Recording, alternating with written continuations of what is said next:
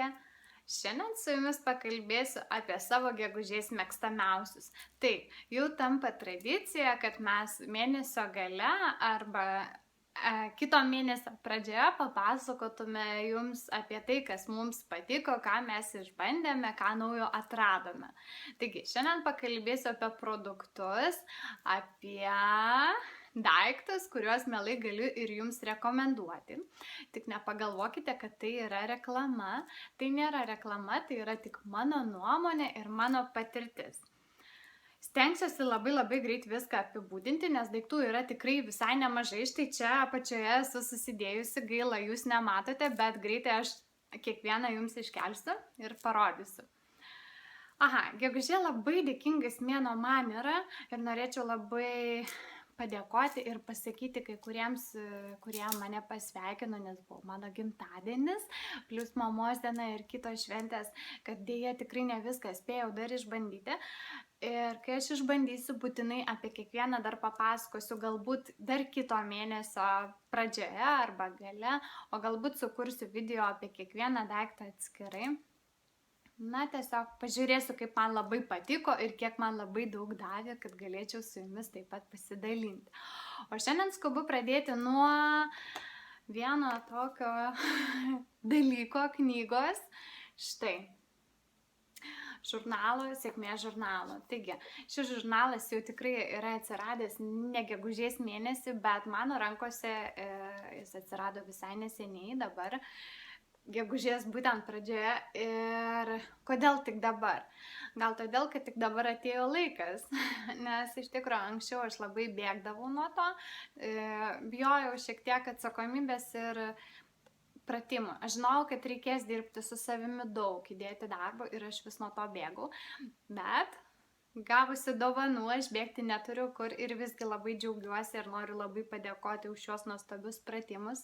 Ir aš tikrai kuriu savo sėkmės istoriją ir labai kiekvienam rekomenduoju imti ir pabandyti. Pratimai padaryti ne šiaip savo, kad būtų knyga ir kad ją pirktumėte. Jie yra veiksmingi.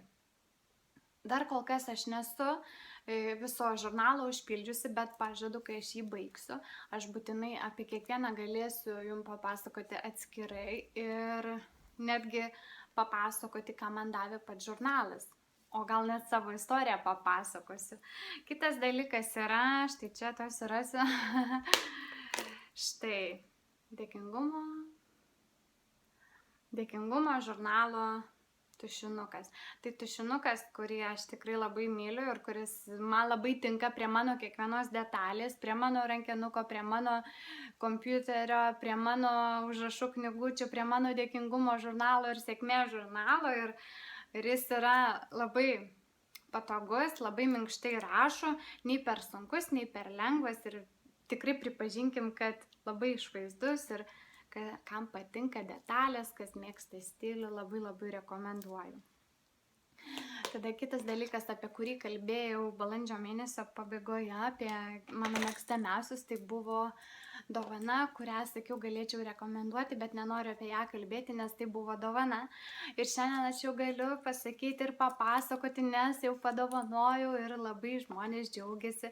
Tai buvo mano sūnaus krikšto tėvams apyrankės iš Karikartel. Ir tai yra apyrankės, kurias sudėjau aš pati iš akmenukų ir akmenukai, aišku, buvo skirti specialiai jiems, tiems žmonėms, nes aš juos pažįstu, aš juos žinau, ką mėgsta, ko nemėgsta, kas tinka, kas netinka ir jie liko labai nustebinti. Ir dėja, aš to apyrankį negaliu jums parodyti, nes jos jau yra padovanotas, bet aš turiu savo. Taip pat prieš tai parodžiau dėžutę, o štai čia galiu parodyti apyrankę. Labai rekomenduoju šią svetainę, būtent šią įmonę, ar nežinau kaip čia parduotuvę galbūt pasakyti, bet labai gražiai bendrauja su jumis, viską paaiškina, viską parodo, jeigu kokie nesklandumai mielai išsprendžia. Tad jeigu nori dovanos originalios ir būtent skirtos tam žmogui, jūs galite pasinaudoti dovaną. Aš tikrai savo apyrankę džiaugiuosi, nors tai nėra dabar gegužės vėlgi mėnesį dovanota man dovana, tai yra kur kas anksčiau padovanota, bet aš ją džiaugiuosi ir dabar džiaugiuosi, kad galiu apie ją pakalbėti. Ir dar dėkinga širdis yra žodžiai, jeigu matot. Tai yra specialiai išgraviruoti ir tai yra dėkingumo žurnalo apyrankė, bet aš lygiai taip pat savo vaiko krikšto tėvams išgraviravau. Paprašiau, kad tai padarytų, nes dėkinga širdis tai yra stebuklingi žodžiai. Turbūt apie juos nedaug nereikia nieko kalbėti, nes tai daug ką pasako apie mane, apie tave, apie mus ir apie visą kitą aplinką. Taigi, neišsiplėsiu daugiau, skubu toliau pasakoti. Ir tai yra knyga Transferingo pagrindai. Atsiprašau, jeigu netaip sukirčiuoju, bet tai yra knyga pirma tokio tipo apie tai, nežinau. Aš apie ją net nenoriu labai daug kalbėti, nes aš labai tikiu, kad ji bus skirtinga tiek man, tiek kitam, nes mes jau kiekvienas esame labai labai skirtingi ir turim skirtingas patirtis ir galim kažką vienas daugiau pritaikyti, kitas mažiau priimti, dar būnam nesuaugę tam dalykui. Tiesiog rekomenduoju paimti ir paskaityti, pamatysit, kiek daug naujo atrasit. Man tai buvo didelis atradimas ir aš tikrai rikiuoju jau kitas knygas būtent šio autoriaus ir labai džiaugiuosi, ačiū, kad man ją rekomendavo ir mielai rekomenduoju ir jums. Bet to galima ją skaityti, atsiverti bet kokį puslapį ir gali skaityti, nebūtinai viską iš eilės. Gali, pavyzdžiui, pradėti čia vieną pastraipą paskaityti, kitą pastraipą ir vis savo taikyti. Aš šią knygą net nepirkau, o pasiėmiau iš bibliotekos. Ir iš tikrųjų ir labai džiaugiuosi, nes pažiūrėjau, pamačiau ir dabar galiu ją nusipirkti. Taip pat rekomenduoju ir jums. Kita knyga yra irgi taip pat knyga, bet šiek tiek linksmesnė, su labai labai šviesiu, gražiu viršeliu, geltonas, kaip pienės tik nužydėjusios vasarą. Šią knygą jau mačiau iš tikrųjų turbūt sausį, vasarį internete ir vis galvojau ją nusipirkti, nes mane labai vilioja šis spalva, taip norėjusi tos saulės, to D vitamino ir taip pat nuėjusi į biblioteką ją pamačiau ir galvoju, nepirksiu, bet paimsiu ir labai džiaugiuosi. Taip, tai yra maža knygutė, bet džiaugiuosi, kad jie atsirado mano rankose, nes būtent, kad nepirkau. Tai yra 120 patarimų, kaip tapti laimingu. Tiesiog, jeigu juos darai, tu gali tapti laimingu. Ir aš ją labai rekomenduoju, galbūt tiem, kurie yra jau labai pažengę savo link tikslo, link savo tobulumo, gal ji bus labai lengva ir labai paprasta. Man asmeniškai turbūt tokia ir buvo, bet kodėl aš ją rekomenduoju? Aš ją rekomenduoju tiems, kurie dar savęs ieško ir kurie nežino, nuo ko pradėti.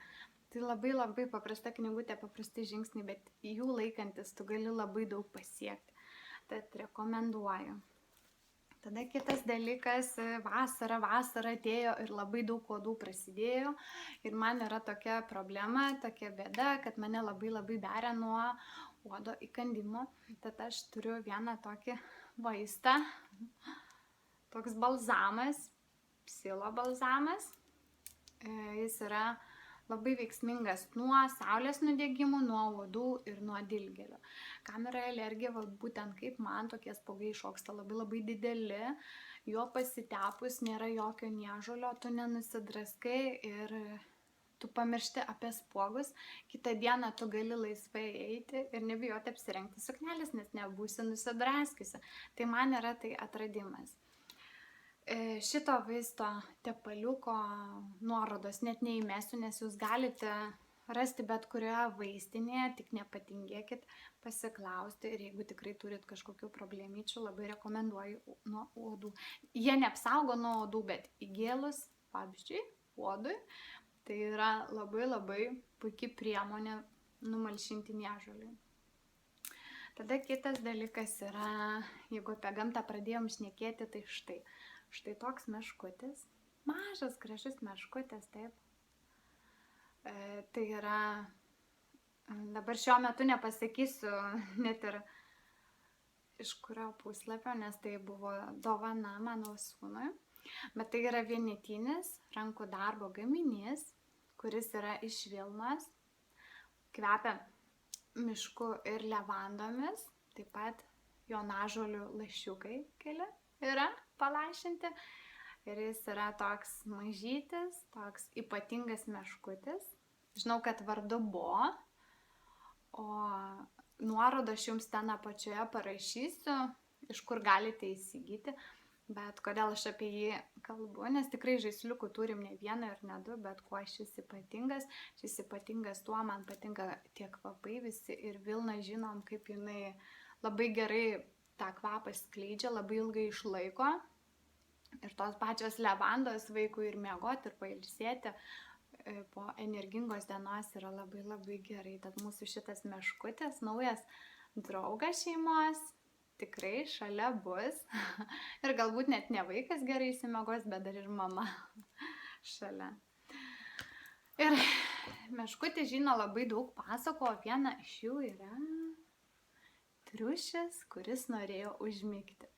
Tai yra knygelė, vaikiška knygelė, pasaka, kurią skaitai ir pasakoji kaip skaitytojas, autorius ir pasakoji apie triušį kartu, taip išilgindamas žodžius, pabrėždamas ir taip vaikas įsiklauso ir užmiega. Mano patirtis tokia, kad mano vaikas dar neužmigo, bet jis tikrai klauso. Jam patinka klausyti, kaip aš žodžius ištempiu, kaip pabrėžiu, kaip tariu vardą, nes čia Rodžeris vaikas. Ir jis mane gaudo.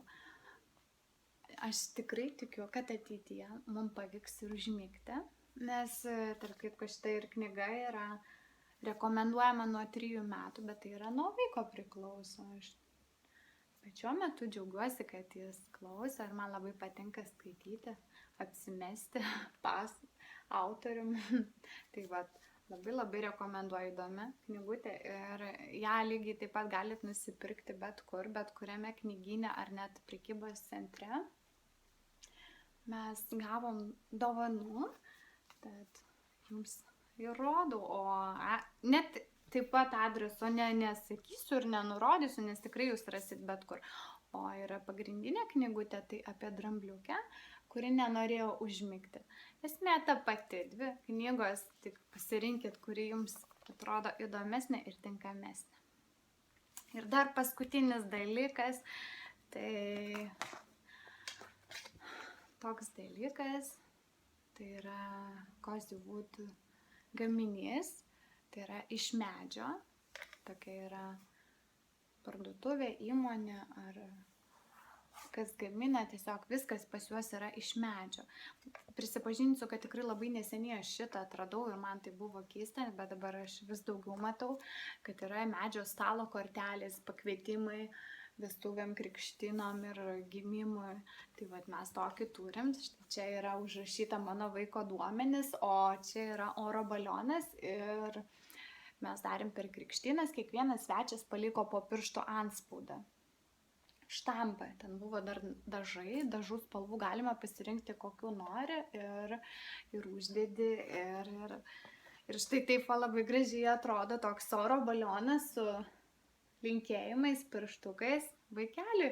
Ir žinoma, galima kažką ir užrašyti, bet mes nieko nerašėm, mes turėjom kitur palinkėjimus parašyti, tad čia va taip pat tuo ir palikom. Ir galima štai jį pakabinti, pasidėti, arba galima gražiai pakabinti ant sienos, kur nori, vaiko kambarį, kur tik nori. Tai vat labai rekomenduoju, nes man patiko, čia yra apdirbtas medis ir taip tikrai ne popierius. Nežinau, kaip ateityje stovės ir saugos, nes tai nėra ir stiklo, bet bendras vaizdas tai labai labai gražu ir nauja. Tai va, labai labai trumpai stengiausi jums ir greitai apie viską papasakoti, tiek yra mano gegužės mėnesio mėgstamiausių. Labai tikiuosi, kad nieko nepamiršau, o jeigu pamiršau, tai būtinai dar pasidalinsiu birželio mėnesį. Ir tikiuosi dar susitiksim kitose video. Labai ačiū Jums, kad žiūrite. Labai ačiū, kad komentuojate ir dalinatės savo patirtimi. Mums yra labai smagu taip pat išgirsti patarimą ir nuomonių. Tad ačiū Jums už tai. Ir tada iki kitų kartų.